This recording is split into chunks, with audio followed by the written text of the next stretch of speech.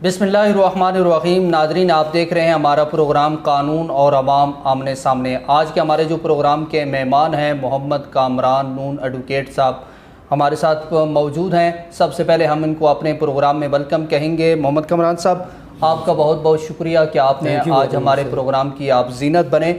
आज की प्रोग्राम की वसादत से हम बात करना चाहेंगे कि ये बताइएगा कि अदालतों में केसेसों की परमार है और लोग साल साल जो है अदालतों के चक्कर में रहते हैं, लेकिन वो इंसाफ नहीं मिलता, तो ये क्या वजह है, इस हवाले से बताइएगा। बहुत शुक्रिया, आपने मुझे मौका दिया बोलने का। आप जो बात कर रहे हैं ये बिल्कुल ठीक कह रहे हैं। हकीकत यही है कि हमारे माशरे में अब मामलात इतने ख़राब हो चुके हैं कि लोग अदालतों में इंसाफ के लिए जाते हैं, और अदालतें जो बनी हैं वो जजेस के लिए, वकला के लिए या स्टाफ के लिए नहीं बनी, वहाँ वो साइलिन के लिए बनी हैं। लेकिन वहाँ से तमाम बाकी VIP हैं, मसलन जज साहिबान, वकला, स्टाफ, वहाँ VIP नहीं है जिनके लिए अदालतें बनी हैं, साइलिन जो हैं। तो वहाँ बहुत सारे वजूहात हैं इसमें, क्योंकि केसेस डिले होते हैं, साल साल चलते हैं। आपकी ये बात मैं बिल्कुल तस्लीम करता हूँ कि लोग मायूस हो गए हैं अदालती सिस्टम से। अच्छा एडवोकेट साहब, ये बताइएगा आज के प्रोग्राम की वसादत से कि माशरे में इन बच्चों और बच्चियों की इस्लाह की जाए जो कोर्ट मैरिज करते हैं और उनका अंजाम बिल आखिर क्या होता है, इस हवाले से थोड़ा सा बताइएगा। कोर्ट मैरिज के हवाले से ये तो इसमें तो हम हर बंदा ही ये जानता है कि ये एक राइट है एक बच्ची का और बच्चे का अपनी मर्ज़ी से शादी करने का। लेकिन क्योंकि हमारा ये जो यूट्यूब आ गया, फेसबुक आ गया और ड्रामा कल्चर, इसने ड्रीम्स को फॉलो करने के लिए जो बच्चियाँ और बच्चे हैं वो बग़ैर समझे बग़ैर सोचे इस तरह के मामलों में पड़ जाते हैं, शादी कर लेते हैं, कोर्ट मैरिज कर लेते हैं। लेकिन बाद में मेजॉरिटी जो इनकी होती है वो इख्तिताम जो होता है वो ठीक नहीं होता। हम डेली देखते हैं कोर्ट्स में जो आज कोर्ट मैरिज कर रहे हैं उसके एक हफ़्ते बाद आ जाते हैं जी हमने खुला लेनी है, डिवोर्स लेनी है, क्योंकि बाज़ औक़ात ये वालिदैन नहीं मानते और फिर उनके लिए वापसी का भी रास्ता नहीं होता। फिर वो अंजाम जो है उनका बहुत ही बुरा है, या उधर अलमान में जाती हैं, वो एक थोड़ी सी प्रोटेक्शन है, या उनके घर ख़राब हो जाते हैं वालिदैन के, अगर वापस जाती हैं तो हमारी सोसाइटी में ऐसी हैं कि उनका जो है वो एक्सेप्ट ही नहीं करती सोसाइटी। तो इसके लिए हमारी ज़रूरत यही है कि बच्चियों को और बच्चों को घर में ये तरबियत देनी चाहिए। अच्छा एडवोकेट साहब, ये बताइएगा कि अगर एक बच्ची से गलती हो ही जाती है, कोर्ट मैरिज कर लेती है, बाद में वालिदैन की कोशिश होती है बच्ची वापस आ जाए, हमारे ख़ानदान का मसला है या कोई तालीम का मसला है, तालीम की वजह से बाद बच्चों की तालीम ऐसी होती है जब जिस बच्चे के साथ कोर्ट मैरिज करती हैं वो उसके साथ मिलाप नहीं हो सकता, दो ख़ानदानों का आपस में नहीं हो सकता, तो अगर वो वालिदैन के पास कौन सा कानूनी रास्ता है कि वो अपनी बच्ची को बहिफाजत अपने पास वो लेकर आ सकें? असल अगर कोई बच्ची या बच्चा आपस में शादी कर लेते हैं, फिर स्टेट की रिस्पॉन्सिबिलिटी है, लीगली उनको आप किसी तरह नहीं ला सकते जब तक उनकी अपनी मर्ज़ी ना हो, क्योंकि स्टेट की रिस्पॉन्सिबिलिटी है इसकी मैरिज को प्रोटेक्शन दे उनको। लेकिन अगर वालिदैन बाज़ औक़ात उनको वापस ले आते हैं इस ग्राउंड पे और इसके हम आपकी दोबारा शादी करवा देंगे, लेकिन इस तरह मेजॉरिटी में केसेस में ऐसा होता है कि वो जो बच्ची जब घर में आती है वालिदैन उसको ब्लैकमेल करते हैं, इमोशनली रिश्तों का वास्ता देते हैं, और फिर वही लड़की जो है जिस लड़के के साथ अपनी मर्ज़ी से शादी करती है उसी के ख़िलाफ़ उसकी स्टेटमेंट उसी के ख़िलाफ़ 164 की करवा देते हैं मजिस्ट्रेट साहब के पास कि इसने मुझे अगवा किया है।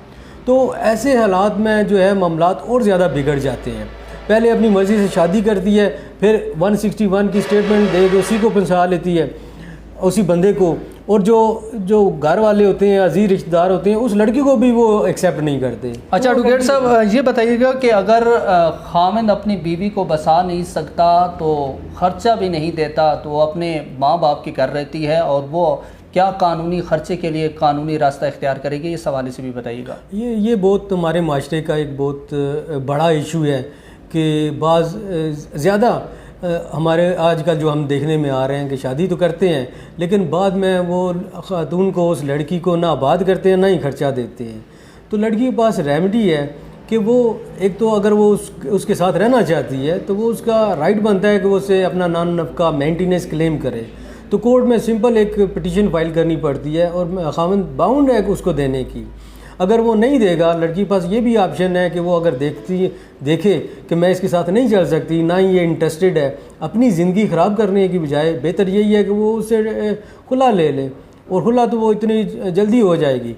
लेकिन अगर वो बात नहीं करना चाह रहा और डाइवोर्स भी नहीं देना चाह रहा, लड़की भी नहीं चाहती कि वो खुला ले, तो फिर उसके पास हक़ है कि वो अपना ख़र्चा ले उससे, घर अपनी वादा के पास रहेगा, और बच्ची जब तक शादी नहीं होती अपनी वादा के पास रहेगी, उसके बाद अपने खावंद के पास।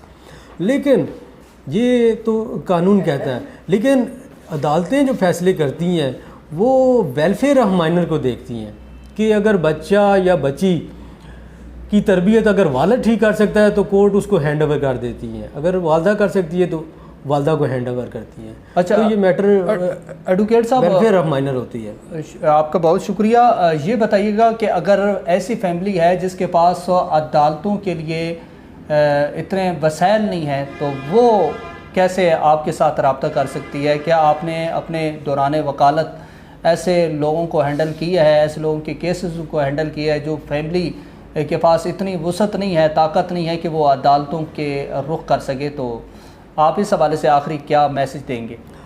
हमारे माशरे में बहुत ज़्यादा लोग ऐसे हैं जो अप्रोच नहीं कर सकते कोर्ट्स में। बहुत सारे माशरे में मसाइल होते हैं, फाइनेंशियल प्रॉब्लम्स हैं, सोसाइटी का प्रेशर है, बाकी मामलात हैं, वो हमें किसी वक्त भी रब्ता कर सकते हैं। हम उनको असिस्टेंस दे सकते हैं विदाउट एनी फ़ी, क्योंकि उनके हालात अगर ऐसे नहीं हैं तो ज़ाहिर है उनका जो राइट है, अगर उनको खामन खर्चा नहीं दे रहा, उनकी बच्चों का कोई मेंटेनेंस का इशू है, डाइवोर्स का और बाकी मामलात है, वो एट एनी टाइम वो कॉल कर सकते हैं। और मोस्टली वुगला करते भी हैं इस तरह की फैमिली में, ना सिर्फ मैं, बाकी भी जो हमारे इस सोसाइटी में वुगला की अक्सरियत जो है वो इस फैमिली मैटर्स में उनकी कोशिश होती है। पहली तो बात ये है कि मुसालत उनको करनी चाहिए, वुकला भी करते हैं, लॉ भी यही है, कोर्ट्स की भी कोशिश होती है कि मियाँ बीवी में सुलह हो जाए, ये प्रायोरिटी हमारी होती है। लेकिन बाज़ औक़ात ऐसे हालात होते हैं कि खामन या बीवी की तरफ से इस तरह के मामलात हो जाते हैं कि सुलह नहीं हो सकती। अच्छा एडवोकेट साहब, अगर कोई शख्स आपसे कानूनी हवाले से मुशावरत करना चाहे तो वो किस वक्त आपसे रब्ता कर ले और किस जगह पे आपका ऑफिस है जहाँ वो बआसानी से आपसे कानूनी मुशावरत कर सके? इसमें अगर कोई इस तरह का आता है, कोई भी डिज़र्विंग औरत या मर्द है जिसके ये मसले हैं और वो नहीं जा अफोर्ड कर सकते, तो वो मुझे किसी भी वक्त रब्ता कर सकते हैं। मेरा ऑफिस कोनूर में इवनिंग ऑफिस है, और इस्लामाबाद रावलपिंडी में भी मेरा ऑफिस है। वो किसी भी वक्त वो मुझे डे टाइम में रब्ता कर सकते हैं। तो जो भी मैं मुझसे हो सका उनकी हेल्प मैं करूँगा, लीगल असिस्टेंस हर तरह की देने के लिए मैं तैयार हूँ। शुक्रिया मोहम्मद कमरान नून साहब, आज आप हमारे प्रोग्राम की आज वो जीनत बने हैं, आपने कीमती वक्त निकाला हमारे प्रोग्राम के लिए।